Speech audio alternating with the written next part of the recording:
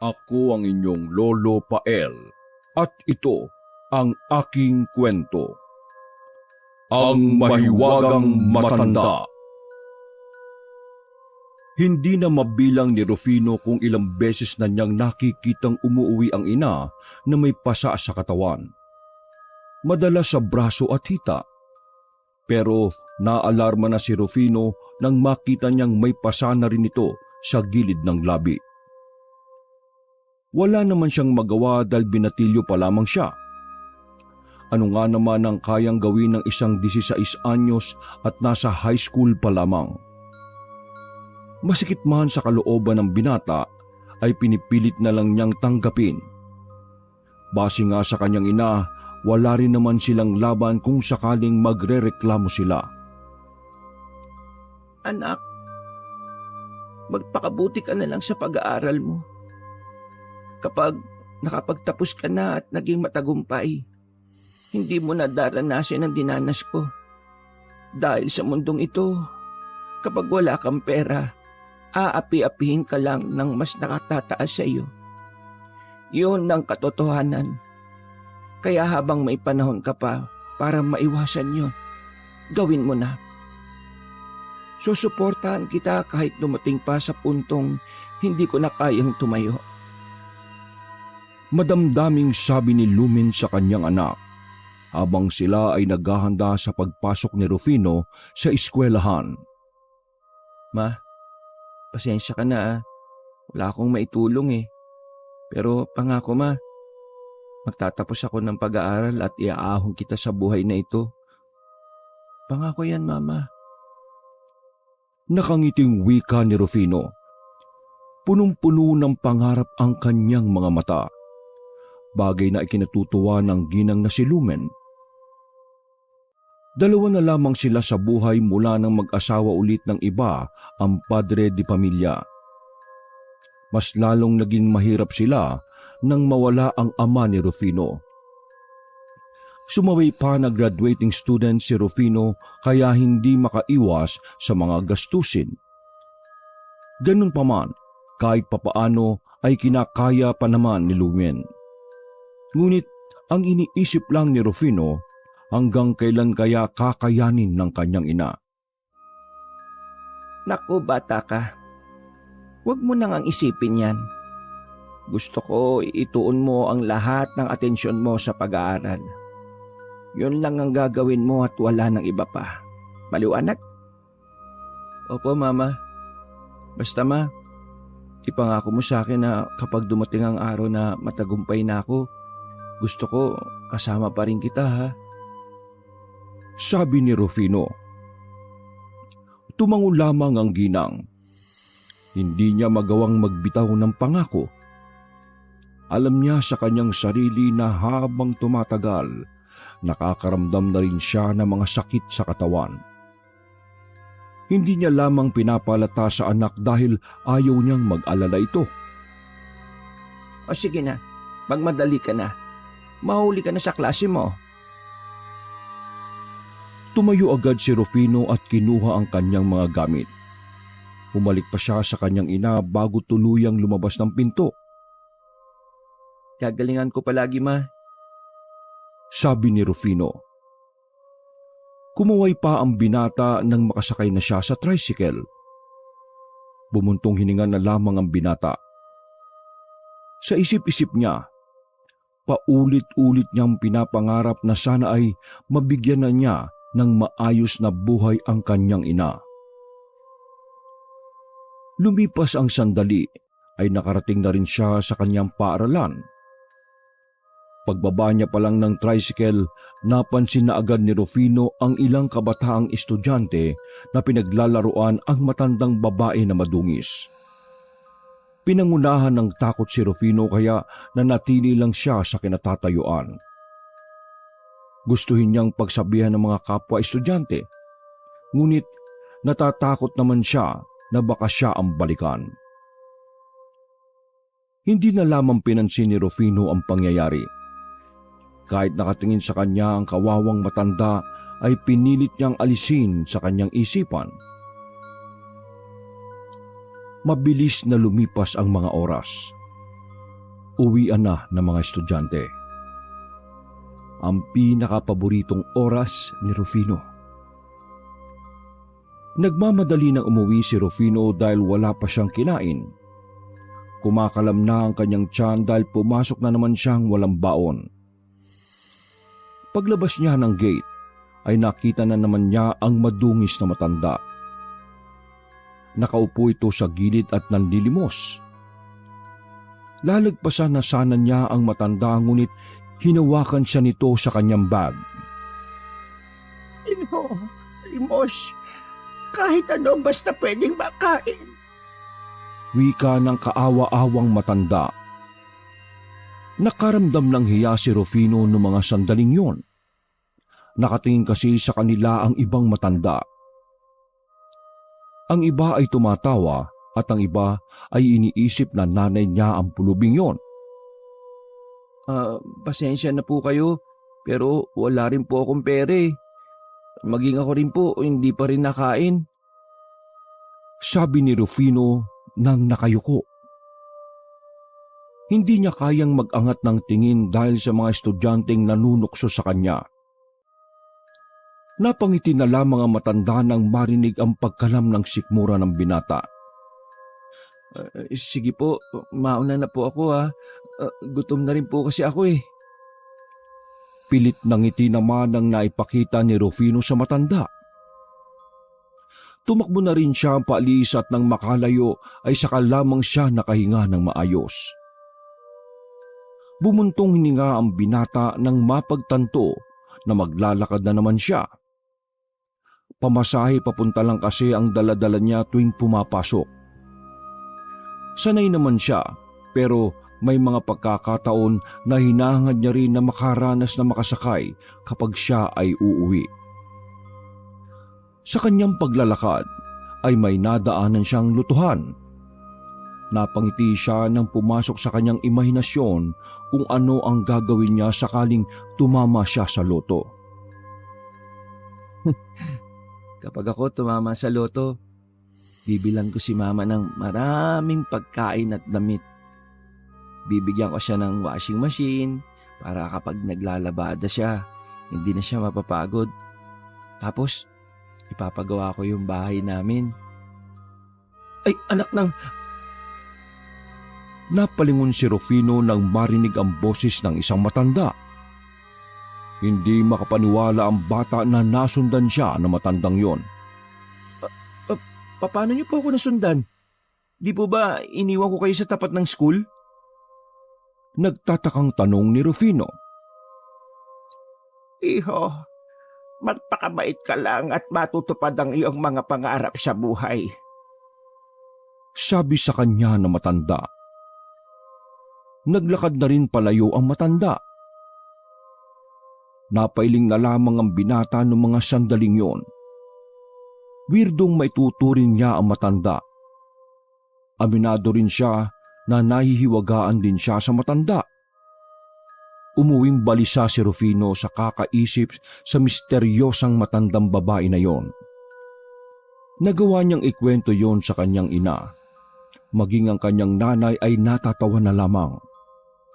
Nako bata ka, baka naman nagkakamali ka lang. Paanong masusundan ka ng matanda tumatakbo ka, di ba? Sabi mo matanda na siya at uugod-ugod na. Paano kanya masusundan ng ganong kabilis?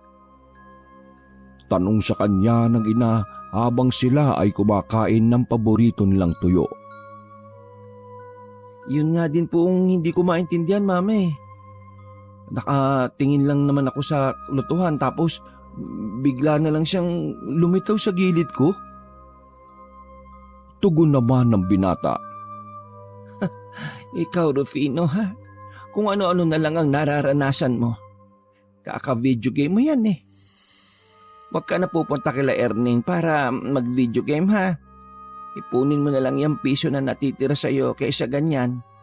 Epekto yan ng kengkoy-kengkoy na nilalaro mo.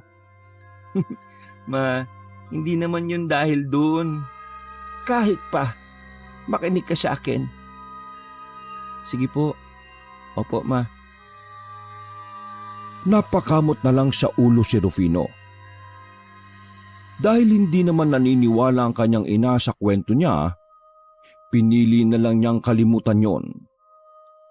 Ayaw na rin kasi niyang dagdagan pa ang iisipin ng kanyang inang si Lumen. Lumipas ang ilang araw. Hindi na nakikita pa ni Rufino ang matanda sa tapat ng kanilang paaralan. Sa tingin ng binata ay naligaw lamang ang matanda doon. Tipikal na pulubi na palaboy at kung saan-saan lang magustuhang tumambay. 5:00 na ng hapon nang makalabas ng paaralan si Rufino. Uwian na, kaya malayong lakaran na naman ang kanyang gagawin. Bigla na lamang may humablot sa kanyang grupo ng estudyante. Kilala rin niya ang pasimuno doon, si Ryan, ang anak ng amo ng kanyang ina sa paglalabandera. Tol, itong si Rufino, yung nanay niya, inuutos-utusan lang ng nanay at tatay ko eh. Labandera lang naman nanay nito eh. Sabi ni Ryan habang hawak-hawak siya sa kwelyo. Pakiusap, ayoko ng gulo. Tanging sabi na lamang ni Rufino. Nakakahawa, di ba? Mga hampas lupa kasi. Palibasa, yung nanay nito, walang pinag-aralan. Walang tinapos. Kaya, ang trabaho lang, ayun, maglaba at maging parang aso na utos-utosan ng amo. Hoy, ikaw Rufino ha, kung ayaw mong mabasag yung pangit mong muka, layuan mo si Bella. Sa akin may gusto yun at hindi sa'yo. Hindi magkakaroon ng pagtingin yon sa hampas lupang katulad mo. Lumakas ang tawanan ng mga kasamahan ni Ryan. Halos manlit naman si Rufino sa sobra niyang hiya. Kung kakayanin niya nga lang na magtago sa ilalim ng lupa, ay ginawa na niya. Hindi ko naman gusto si Bella Pinahiram ko lang siya ng ballpen. Maniwala ka sa akin, walang namamagitan sa aming dalawa. Wala akong pakialam sa sasabihin mo. Ang akin lang, layuan mo si Bella. Tandaan mo sa tae dumadapo mga langaw, hindi sa bulaklak. Kaya humanap ka ng level mo. Naintindihan mo ba ako? Dinikit ni Ryan ang binata sa pader. Walang nagawa si Rufino kundi ang tumango na lang. Pag-alis ng grupo ni Ryan ay napaupo na lamang sa gilid si Rufino. Naiyak na lamang siya sa tabi. Hindi niya inakala na ilalagay din pala siya sa kapamakan ng kanyang kabaitan. Bagsak ang balikat ni Rufino nang umuwi siya sa kanila. Walang gana niyang binuksan ang mga nakatakip sa lamesa, pero wala namang laman ng mga yon. Nakahawak na sa tiyan si Rufino dahil sa kumakalam na sikmura. Mga ilang sandali lang, nakita na niya ang kanyang ina na paparating. Mabagal lang yung naglalakad habang bitbit ang planggana na ginamit sa paglalaba. Ma, sinaktan na naman ba kayo ng mag-asawa? Tanong ni Rufino nang makita ang pasana naman sa braso ng kanyang ina. Naku, wala yan. Eto, kumain ka na muna. Pasensya na at pansit lang ang nabili ko ngayon. Pero sana malamnan niya ng tiyan mo. Wika ni Lumen. Pero paano ka ma? Tanong ng binata. Huwag mo na akong intindihin. Ma, lagi mo na lang sinasantabi ang sarili mo. Kailan ka ba matututo na dapat minamahal mo rin ang sarili mo? Kita mo yung nangyayari sa'yo ma Inaabuso ka nila kasi masyado ka mabait Ni hindi ka na nga nila binabayaran ng maayos tapos may gana pa silang manakit ng ganyan sa'yo. Naman, pahalagan mo naman yung sarili mo. Ikaw na lang ang meron ako Sabi ni Rufino na medyo naiiyak na rin. Kung aalis ako doon, saan ako papasok, Aber? Natahimik si Rufino ng mga sandaling yon. Wala rin siyang maisagot. Dahil kahit buhay probinsya ang tinatamasa nila, nahihirapan pa rin makahanap ng trabaho ang kanyang ina. dahil kahit magbasa at sumulat lang ay hindi alam ng kanyang ina. Umupo na lamang siya sa gilid at napahilamo sa sariling mukha. Mabigat para sa kanya na wala siyang maitulong sa kanyang ina. Kung huminto na kaya muna ako sa pag-aaral para matulungan kitang kumita, ma. Ay nako, nabuang ka na ba? Graduating ka na ngayong taon. Ilang buwan na lang, Rufino, tiis lang. Hindi pwede yung sinasabi mo. Pagkontra sa kanya ng ina. Pero ma, makinig ka sa akin. Unahin mo ang sarili mo. Huwag mo munang iisipin kasi ang lahat ng to. Ginagawa ko para makapagtapos ka ng pag-aaral. Huwag mong sasayangin lahat ng paghihirap ko. Nararamdaman ko na matatapos din ang lahat ng paghihirap natin, anak. Huwag ka lang susuko. Niyakap ni Lume ng anak na si Rufino. Tuluyan ng umiyak ang binata. Ngunit sa kabila ng lahat ng sinabi ng kanyang ina, hindi niya inalis sa isip na balang araw pagbabayarin niya ang pamilya ni Ryan sa ginagawa sa kanilang mag-ina.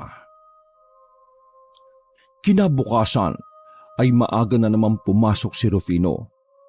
Sinasamantala niya na hindi pa tirik ang araw at lalakarin lang din kasi niya ang pagpasok dahil kahit pamasahe ay wala na rin sila.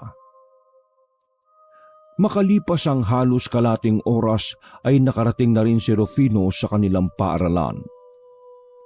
Dumaan siya sa kanyang karaniwang daan kung saan kakaunti lang ang dumadaan doon.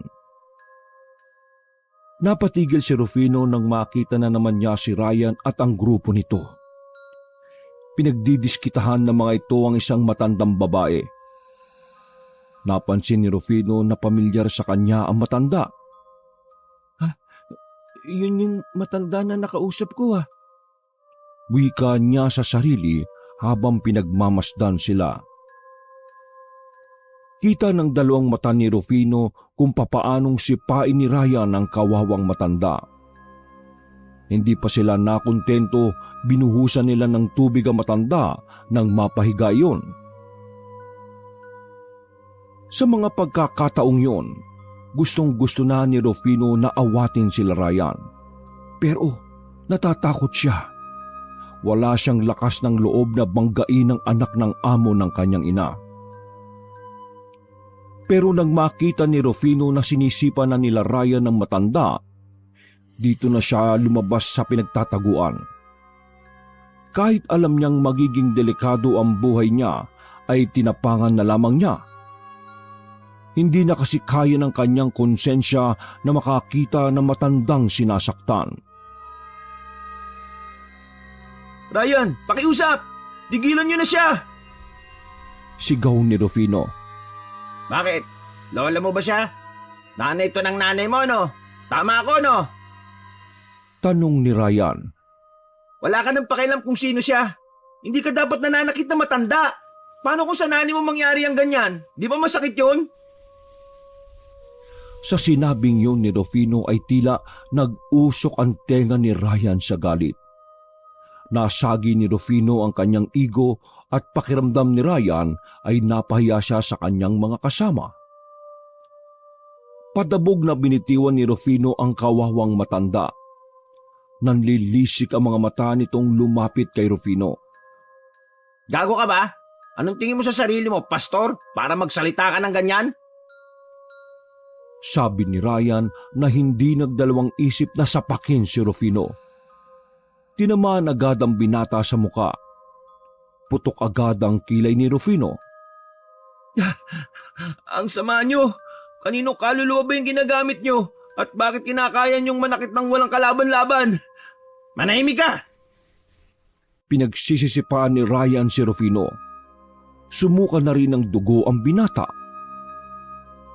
Halos malumpo na si Rufino sa mga pagkakataong yon. Hindi na rin niya maidilat ng maayos ang kanyang mga mata. Hindi pa nakontento ang grupo ni Ryan. Winasak na mga ito ang suot na uniform ni Rufino hanggang sa mahubaran na ang binata. Ubat na yung gagong yan. Tingnan natin kung hanggang saan yung yabang mo. Umuwi ka nang nakaubad. Sabi pa ni Ryan at saka umalis na rin sila. Samantala, pagewang-gewang namang tumayo si Rufino.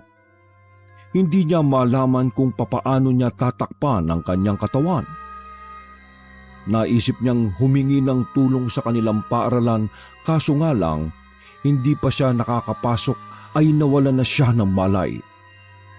Ang huling natatandaan niya lamang ay maraming matang nakatingin sa kanya.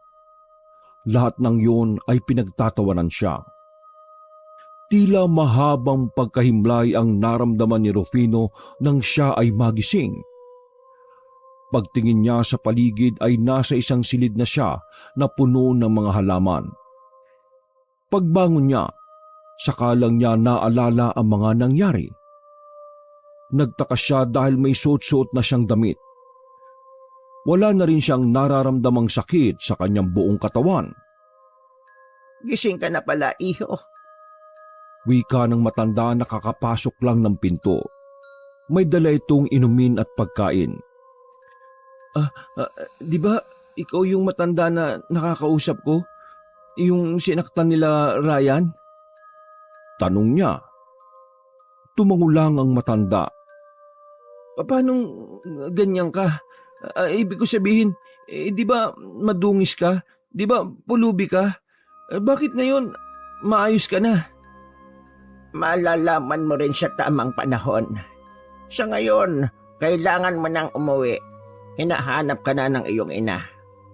Pero bago ka sana umuwi ng bahay, dumaan ka sa simbahan. Magpasalamat ka sa Panginoon at sabihin mo sa Kanya kung ano ang hiling mo. Tutulungan ka niyang matupad yon. Sabi ng matanda. Sa isip-isip ni Rufino, isang malaking kalokohan lang yon.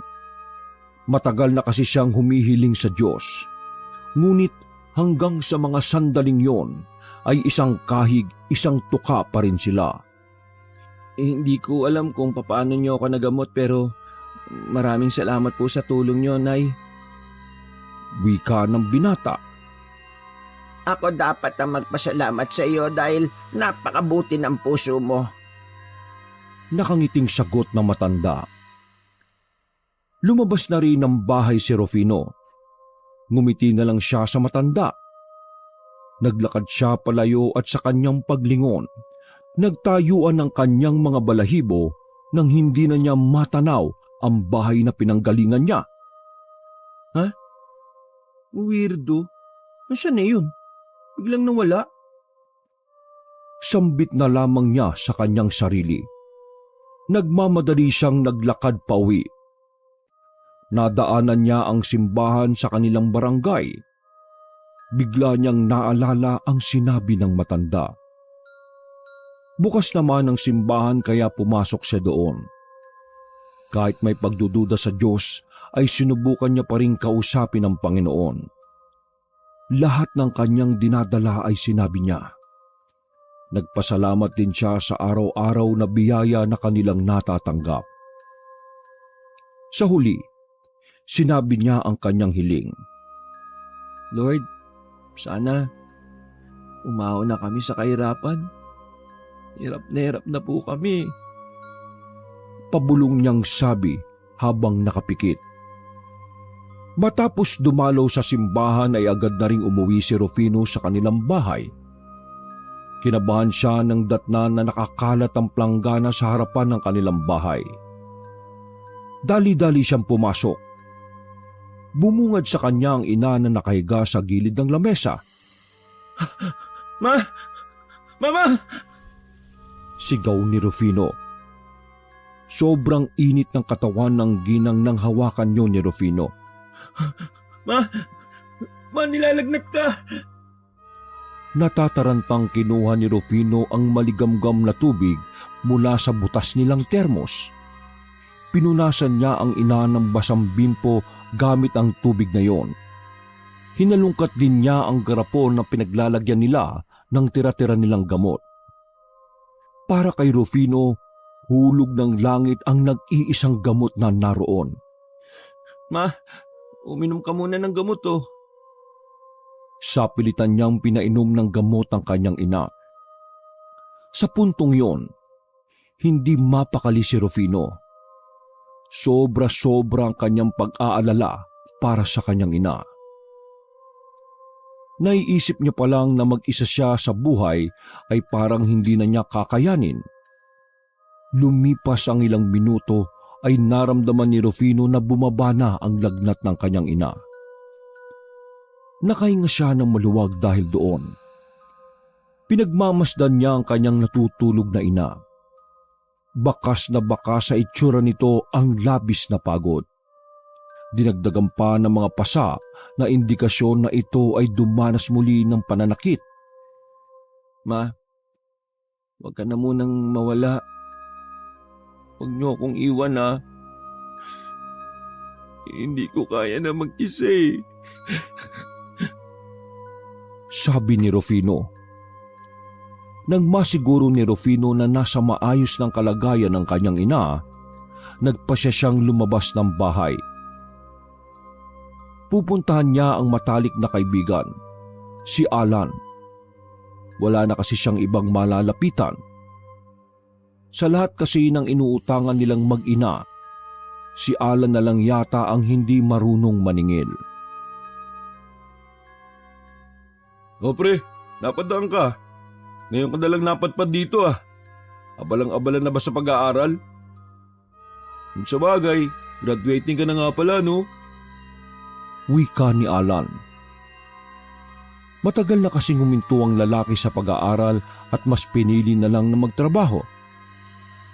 Ano kasi pre, baka pwede akong makautang ulit. May sakit si mama eh. Wala pa kaming kain buong araw. Sabi ni Rufino na nakayuko pa ang ulo. Sus, walang problema yun no. Buti timing ka, kakasahod ko lang.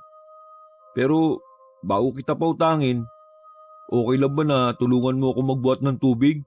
Dami ko kasing galon na inigiban eh. Ano, G? Sige pre, G. Matapos ang paghakot ng tubig ay pinahiram na rin siya ng kaibigan ng 50 pesos. Lahat yun ay pinambili niya ng pagkain at ang natira ay para sa gamot. Bagamat konti lang ang nabili, malaking pasasalamat niya na rito.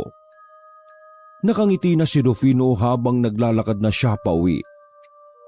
Sa kanyang paglalakad ay nadaanan niya ang tayaan ng loto. Bumuntong hininga siya at palihim na hiniling na sana ay tumama siya. Natawa nga lang siya sa sarili nang maalala na hindi nga pala siya tumataya. Pagakbang niya, meron siyang napansin na 100 piso sa semento. Agad niyang dinampot at inalam kung totoo ang perang yon. Ha? Sakto. Tataya ko to. Baka lang naman tumama, di ba? Tumingin siya sa paligid. Baka may nalaglagan ng pera, pero walang katao-tao ron. Kaya inisip niyang para sa kanya talaga ang 100 piso na yon. Huminga ng malalim ang binata. Lumapit siya sa lotohan at taimtim na nag-isip ng mga numero. Umalis na rin siya pagkatapos. Hindi niya na inisip yon kung tatama ba siya o hindi. Ginastos niya lang talaga ang kanyang napulot. Itinaya niya na lahat yon. Kinabukasan ng umaga ay naging maayos na ang kalagayan ng kanyang ina na si Lumen. Maaga naman pumasok si Rufino dahil may exam sila sa maraming subject. Naging maganda ang takbo ng araw na yon para kay Rufino. Marami siyang naisagot sa exam, kahit hindi siya nakapag-review na maayos. Magaan ang pakiramdam niya. Hindi niya mapaliwanag kung bakit, basta palagay ni Rufino ay inilaan talaga ang araw na yon para maipahinga niya ang kanyang utak. Nang mag-uwian na, ay nakasalubong niya si Ryan sa daan. Mulat na mulat ang bilugang mata ng binatang si Ryan. Hindi maintindihan nito kung papaanong walang kahit na anong sugat sa mukha ni Rufino. Maging si Rufino din ay nagtataka. Dito na muling pumasok sa isipan niya ang matanda. Iniisip ni Rufino na ang matandang yon ay hindi talaga pulubi. Kung ano yon ay hindi niya alam. Naglakad na lang palayo si Rufino. Sinamantala niya ang pagkabigla ng grupo ni Ryan para makatakas sa mga yon. Habang tinatahak ang daan patungo sa kanilang bahay, nadaanan niya ang lutuhan. Naalala niya na tumaya nga pala siya doon. Agad niyang dinukot ang lagayan niya ng mga 25 centavos. Doon niya kasi inipit ang kopya ng mga numerong tinayaan niya. Lumapit siya sa nakapaskil na papel. Binola na pala kahapon ang lotong tinayaan niya. Unang numero pa lang ay napangiti na siya. Pagdating niya sa pinakadulong numero, uminit ang mukha ni Rufino sa sobrang kaba. Sa mga unang sandali ay hindi siya makapagsalita. Hindi siya makapaniwala na sa pamamagitan ng napulot niyang pera, magsisimula ang kanyang pagiging milyonaryo. Tumama ako. Mayaman na ako. Mayaman na kami. Paulit-ulit niyang sigaw ng matauhan. Si Rufino ang kauna-unang residente ng kanilang barangay ang nanalo sa loto. Kaya lahat ng mga tao ay bigla na lamang siyang tiningala. Lahat bumait sa kanilang mag-ina. Mama, mayaman na tayo. Bukas, makukuha ko na yung milyong-milyong pera. Tumama ako sa loto, ma. Nako, totoo ba yan, anak? Naiyak pa sa tuwa ang mag-ina dahil sa pinakamalaking halagang biyaya na kanilang natamo. Mabilis sa mga pangyayari at nalasap na kaagad ni Rufino ang lasa ng kayamanan. Huminto siya sa pag-aaral dahil sa dami ng pera nila. Palagay niya ay wala ng silbi ang edukasyon. Sa unang buwan pa lang ng pagiging mayaman ni Rufino ay marami na siyang naipundar. Tinupad niya ang pangakong bibilhan ng magandang bahay ang kanyang ina. Lahat din ng gustong kainin ni Lumen ay binigay ni Rufino. Sa loob ng isang buwan din ay marami ang umaligid sa kanila. Marami ang naging sipsip at bigla na lamang gustong kumaibigan kay Rufino. Grabe pare, hanep. Dati nangungutang ka lang sa akin ha. Ngayon ang yaman mo na. Ikaw yata ang pinakabatang milyonaryo sa Pilipinas. Sabi ng kanyang kaibigan. Grabe ka naman pare. Hindi naman siguro, no? O sige na, umorder ka pa ng kahit na anong alak na gusto mo. Sagot ko lahat yan. Unlimited laklak tayo hanggang sa kasama mo ko. Nagpatuloy ang inuman sa loob ng bar na yon. Natuto na ring magbisyo si Rufino mula nang siya ay magkapera. Makalipas ang ilang minuto ay nagkayayaan na ring umuwi. Lasing na rin kasi si Alan. Palabas na sila ng bar nang makasalubong ni Rufino ang sobrang pamilyar na muka. Oh, nandito pala yung anak ng labandera, oh. Uy, tanga. Kahit na yumamang ka, basura ka pa din. Pang-aasar ni Ryan. Aba, gago to ah. Sampalin ko kaya to. Sabi ni Alan. Sumenyas naman si Rufino sa mga kasamahan nilang hindi napansin ni Ryan. Walang ano-ano ay dinumog ng kalalakihan si Ryan. Binugbog hanggang sa halos sumalik na ito sa sahig. Ayan ang napapala ng mga gago. Mga pare, akong bahala sa inyo sa alak tuwing pupunta kayo sa bar na ito ha. Basta, lumpuin nyo lang yung isang yan. Sabi ni Rufino at naglakad na rin papunta sa kanyang sasakyan. Dahil wala pa siya sa tamang edad, meron siyang driver na ang pangalan ay Mang Junmar. Dati rin itong nagtatrabaho sa mga magulang ni Ryan, kasamahan ni Lumen. Bilis, gusto ko na umuwi. Sabi ni Rufino nang makapasok sila ng sasakyan. Sir, Sabi nyo, ipaalala ko sa inyo yung bibili nating damit ng mama mo. Hindi na po ba tayo dadaan doon? Tanong ni Mang Junmar. Pwede ba? Gusto ko na umuwi. Dami pang sinasabi.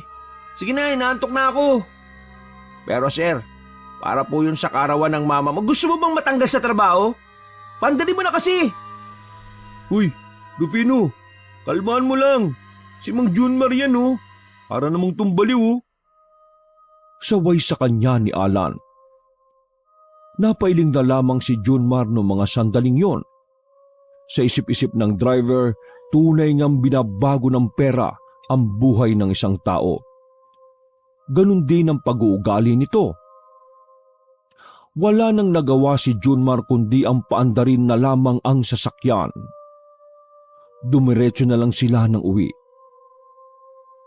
Pagdating niya ng kanilang malawak at malaking bahay ay wala ang kanyang ina. Minabuti na lang niya na umakyat na lang sa kanyang kwarto. Pagsalampak niya ng katawan sa malambot na kama, may narinig siyang sitsit. Nung una ay hindi niya pinapansin yon. Pero habang tumatagal ay nakakaabala na yun sa kanya. Muli niyang idinilat ang kanyang mga mata.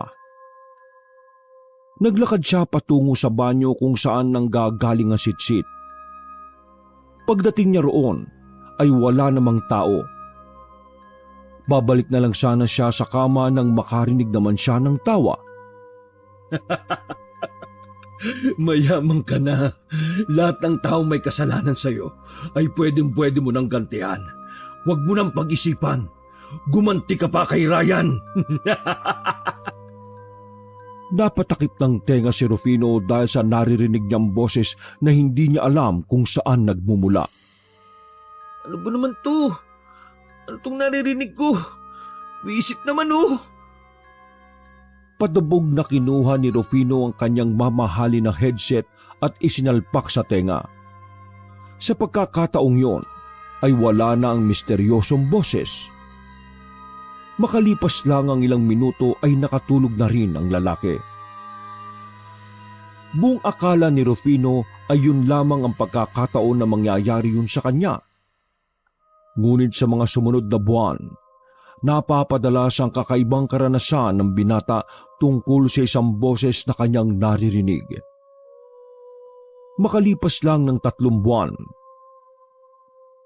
Sigurado ko ba na makakatulong sa akin tong gagawin natin? Tanong ni Rufino kay Alan habang magkatabi sila sa backseat.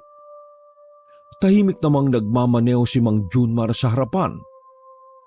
Oo pare, palagi ko kasi may elementong lumapit sa iyo eh. Hindi naman nakapagtataka kasi nitong mga nakakarambuan kung saang lugar ka na nagpupunta. Sagot naman ni Alan. Naniniwala ka pala sa mga ganyan ha? Totoo mga elemento. At nilalapitan nila mga taong puno ng galit at puro negatibong nasa kalooban. Sumabat si Mang Junmar, bagay na ikinainis naman ni Rufino. Pwede ba pag hindi ka kinakausap huwag ka sumali? Tanging sabi na lamang ni Rufino. Siniko ni Alan si Rufino. Pre, sa totoo lang, palagay ko dapat ka nang magpatingin talaga sa kakilala ko. Abang tumatagal, nagbabago na ugali mo eh. Natameme na lamang si Rufino sa sinabing yun ni Alan. Tila ba nasampal siya ng katotohanan. Tinuon na lamang ni Rufino ang atensyon sa kanilang dinaraanan. Hindi nagtagal ay nakarating na rin sila sa isang barangay. Tinumbok nila ang parting dulo at huminto sila sa tapat ng isang bakuran. Nandito na tayo pre. Wika ni Alan. Pagbaba nila ay isang babae na hindi pa naman katandaan ang sumalubong sa kanila. Sa tansya ni Rufino, nasa edad 25 hanggang 27 pa lamang yon. Eto, albularyo? Tanong ni Rufino kay Alan. Oo, bakit? Pinagmasdan ni Rufino ng maigi ang itsura ng babae. Maganda ang babae at may korte rin ng katawan. Mas mukha pa itong model sa kalendaryo eh. Wika ni Rufino. Susan ang pangalan ko. Sumunod kayo sa loob. Sinundan nila ang babae. Pinaupo sila sa harapan ng lamesa. Ayaw ko nang patagalin to dahil masama ang timpla ko sa kaibigan mo, Alan. Ikaw lalaki, akin ang kamay mo. Sabi ni Susan at nagkatinginan pa si Rufino at Alan. Inilahad ni Rufino ang kanyang kamay sa lamesa. Napaaray siya nang tusukin ng babae ang kanyang daliri. Aray! Baliw ka ba? Huwag kang malikot. Pinatak ng babaeng albularyo ang dugo niya sa basong may tubig. Pagkatapos ay pinatakan naman ito ng itim na kandila. Maya-maya lamang ay nalaman agad ng albularyo kung kanino ang mga sitsit na kanyang naririnig. Nilapitan ka ng isang engkanto. Ang engkantong ito ay lumalapit sa mga taong puro sama ng loob ang nasa puso. Mas madali siyang makakalapit sa iyo dahil puro negatibo ang laman ng puso mo. Napailing si Rufino at bumuga ng hangin na medyo natatawa. Galing gumawa ng kwento ah. Sabi ni Rufino. Kung hindi ka magbabago, mawawala ang lahat ng meron ka. Sisirain niya lahat ng meron ka. Lalasunin niya ang utak mo hanggang sa mamalayan mo na lang na isang araw, mag-isa ka na lang. Pero hindi pa huli ang lahat. Huwag mong hayaan na lamunin ka ng karangyaan. Ayaw ka na. Ginagago lang ako ng isang to eh. Ikaw naman, Alan, no? Sa susunod nga, pipili ka ng kaibigan mo, ha? Kung hindi weirdo eh, parang baliw. Hindi na hinintay pa ni Rufino na makapagsalita ang babae. Mabilis itong tumayo at lumabas ng bahay na yon. Hinabol naman siya ni Alan dahil sa inis. Alam mo pre, ang laki talaga ng pinagbago mo. Hindi ka naman dating ganyan ah. Ang bastos mo ngayon. Napakagala mo dati sa lahat eh. Pero ngayon, habang tumatagal, nagiging basura na yung ugali mo. Ganyan ba talaga kapag yumayaman? Nagbabago pati ugali? Hindi nagustuhan ni Rufino ang kanyang narinig. Nag-init ang kanyang ulo sa pagiging madaldal ni Alan. Anong nagbago sa sinasabi mo ha? Ano bang gusto mo? Yung dati pa rin ako na binubuli lang? Hindi naman bagay sa yaman ko kung ganun pa rin ako tulad ng dati, di ba? Kung talagang kaibigan kita at nag-iisip ka, dapat alam mong kailangan ko rin baguhin yung sarili ko para hindi naman ako api-apihin. Palibhasa kasi kahit kailan hindi mo naranasang makahawak ng malaking pere. Paano? Construction worker ka lang. Pang-iinsulto ni Rufino.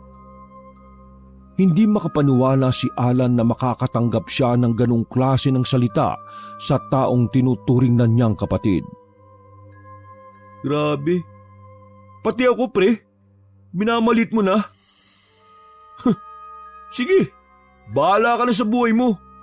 Sana maging masaya ka kasi sobrang yaman mo ni. Sana makahanap ka rin ng kaibigan na kaya kang tingnan sa mabuting paraan kahit napakabasura na ng ugali mo. Alam mo, mas gusto ko pa yung dating Rufino yung sobrang humble. Ngayon kasi sobrang hambog mo ni. Pweh! Hindi na sumakay ng sasakyan si Alan. Naglakad yun palayo. Tara na! Wika ni Rufino kay Mang Junmar at sumakay na rin silang dalawa. Rufino, ano ba talaga nangyayari sa'yo? Nakakagulat yung pagbabago ng ugali mo Baka mamaya dahil na yan sa naririnig mong boses. Mang Junmar, pwede ba? Ayoko muna ng kausap. Hindi na nagsalita pa ang driver. Nang makauwi sa kanilang bahay, nagtaka si Rufino dahil sa katahimikan na kanyang inabutan. Mula sa itaas ng hagdanan ay nakita niya roon ang kanyang ina. Nakaupo at parang lugmok. Ma, anong nangyari? Bakit wala na dito yung mga kasambahay? Tanong ni Rufino. Sabay-sabay silang umalis. Ang sabi nila sa akin nung una, bibili lang sila. Pero hindi na sila bumalik. Ang sabi sa akin sa text, resign na raw sila.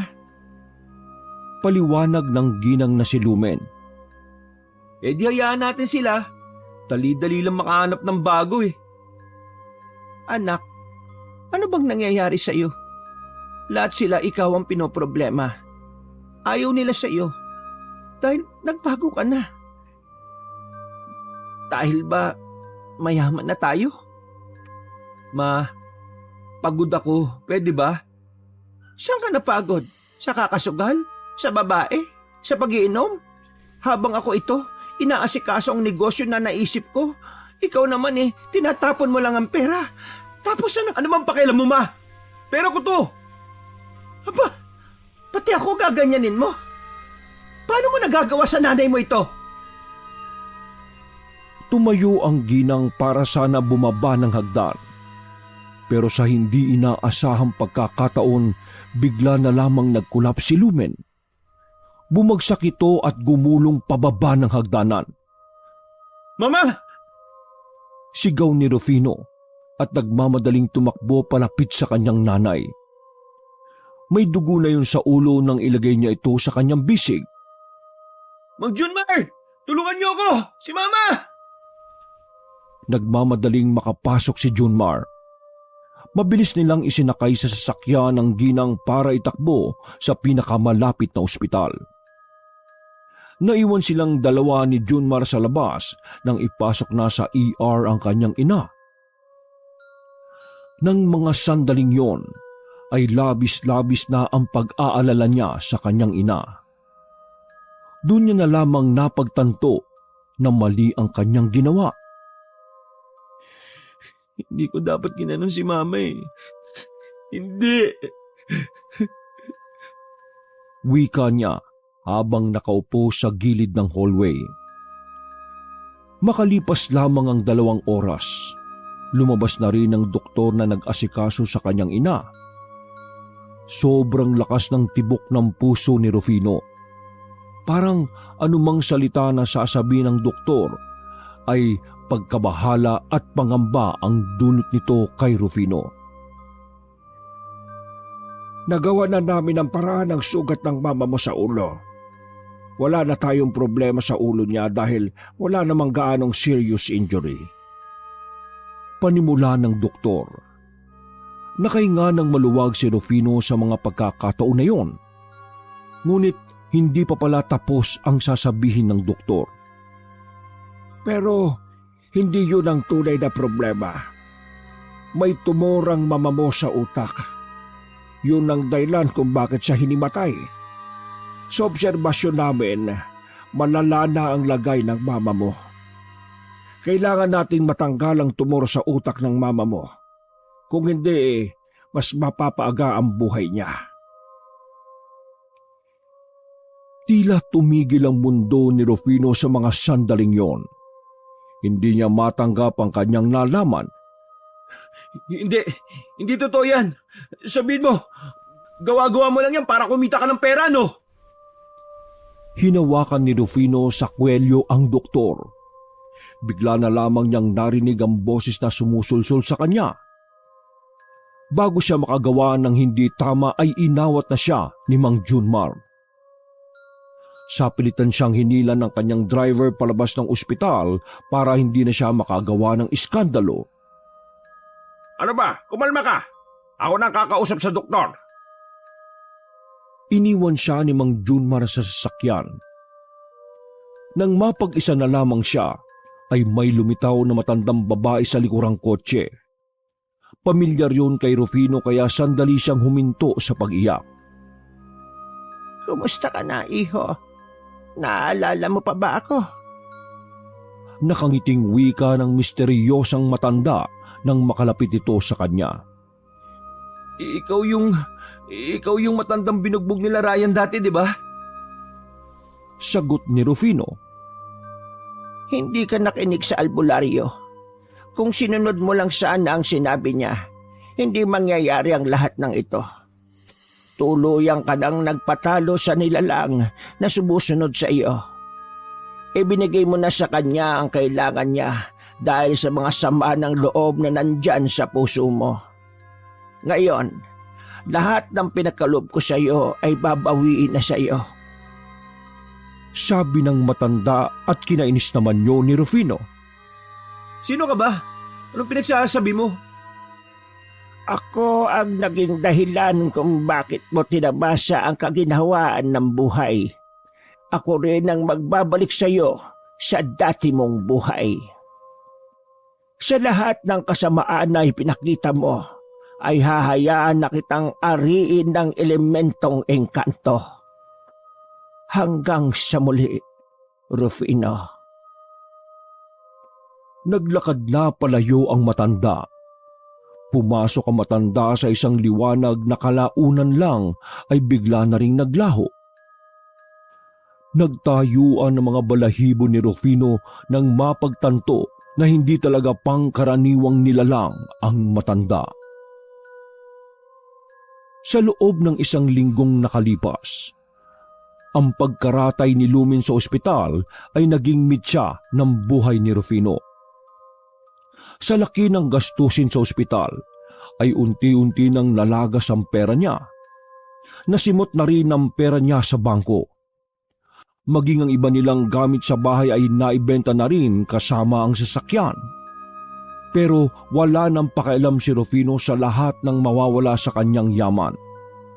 Ang mahalaga na lang sa kanya ay makasalba ang kanyang ina. 2 araw bago ang itinakdang operasyon ng kanyang ina, tumawag si Mang Junmar kay Rufino. Nasa kasarapan siya ng pag-iinom mag-isa nang marinig ang masamang balita. Rufino, ang mama mo.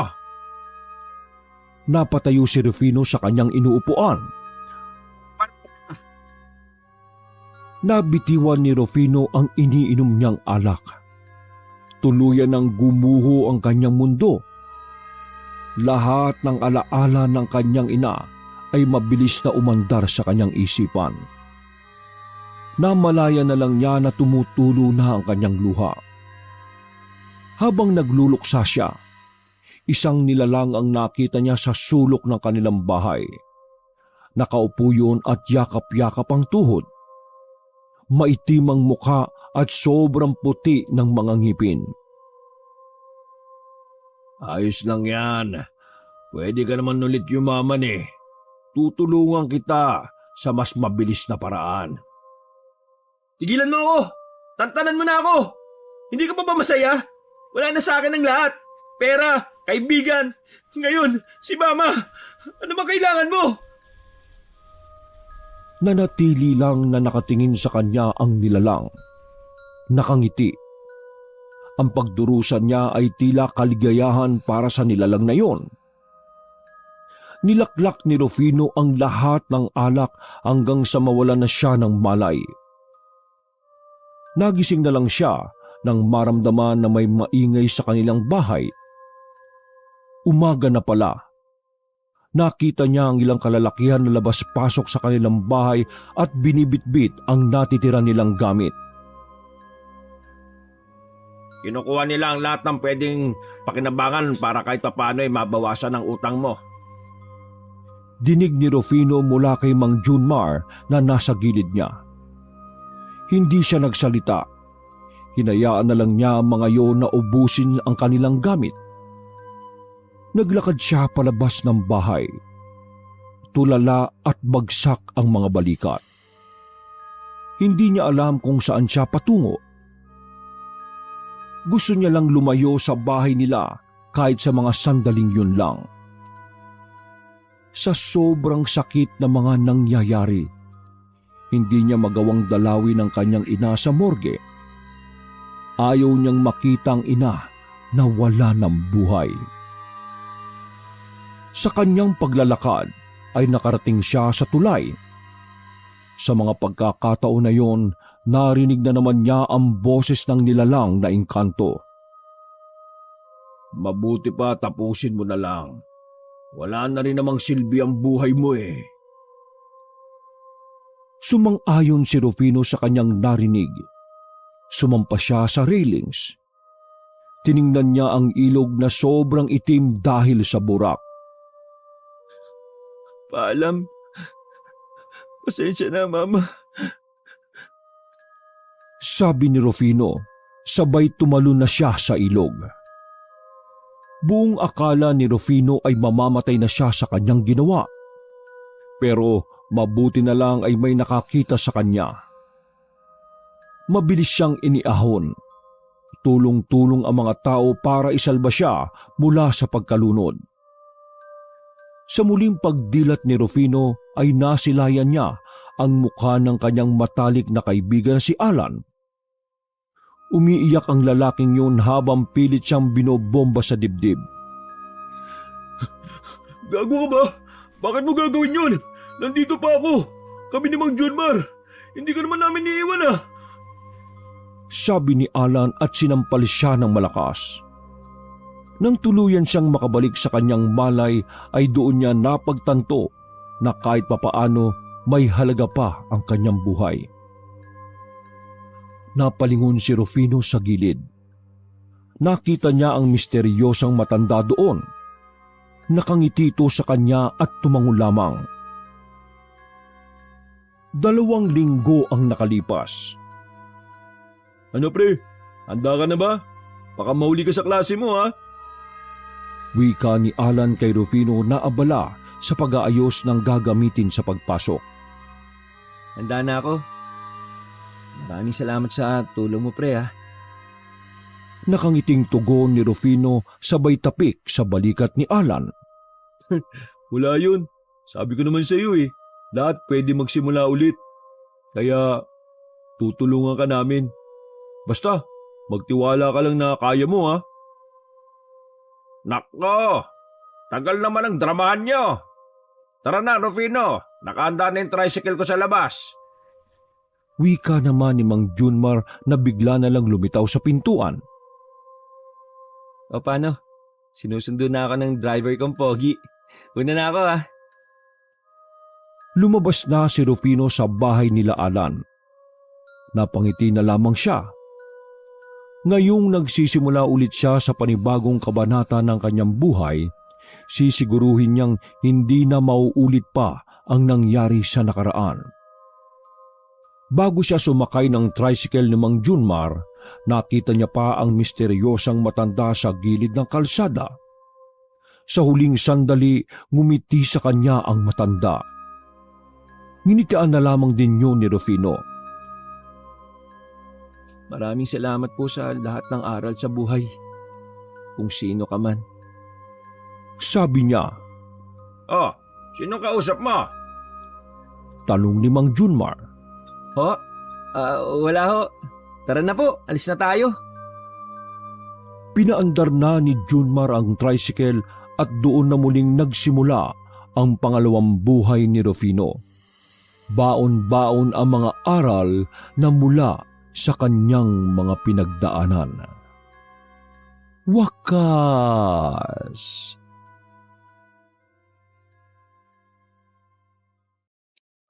Ako ang inyong Lolo Pael at ito ang aking kwento.